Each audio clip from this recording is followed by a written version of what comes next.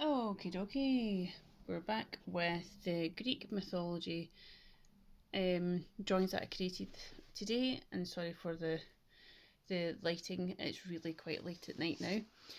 So this is my excuse me, latest drawing. This is purely want to concentrate on quite a difficult drawing, primarily to show the fabric and how it's rippled and how it was situated on the body. So this is how I captured it. Definitely not my greatest drawing. As I said, it was quite difficult. I've concentrated on the body, as I said, just so that I could see if I could actually get complicated fabric folds and different things like that, and things that were going on, and how the fabric was sitting on the body as well, if you could actually see the frame of the body. So as before, this is how I've been learning very quickly how to draw and become more proficient in different areas instead of, say, flowers. And yeah, so how I've been learning is a method which sections off the pages. So it's 1, 2, 3 drawings per page, and the fourth area is where you do a quick analysis of your work. Each drawing takes 4 minutes, with the last minutes being the summary. And that's how I have become quite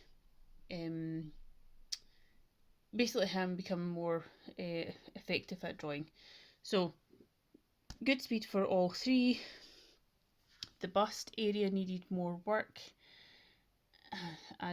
It was quite difficult because of the fabric folds and how you would actually look and see the figure where like the curves were and different things, along with the fabric sitting on the body. It was all in proportion, and I utilised the geometric and observational methods. If you want to know more about the methods and also what good speed is, just let me know in the comment section and I'll either reply, or if I get enough comments, I'll then do a separate video on describing what it is and how I've utilised it and how I'm getting on with it. Second one, good speed. Again, the bust needed I tried to add a little bit more detail, but not too much in the way that it was going to look chaotic. The hand still needs work, but again, this is a quick sketch for essentially underneath a painting or a more in-depth drawing. It's just to give a rough layout and guide for future reference. And again, geometric and observational methods. Same methods for this one. I don't know what happens around this area. They look disproportional to the rest of the body, and the fabric doesn't look great either, specifically in this area. Yeah, it's not my greatest drawing, to be honest, but I'm not going to kick myself up about it. I am learning very quickly in other areas, and I cannot always pull out a really good drawing every single time yet. Hopefully that will come, but that's not today. Please let me know what you think, and I'll get back to you.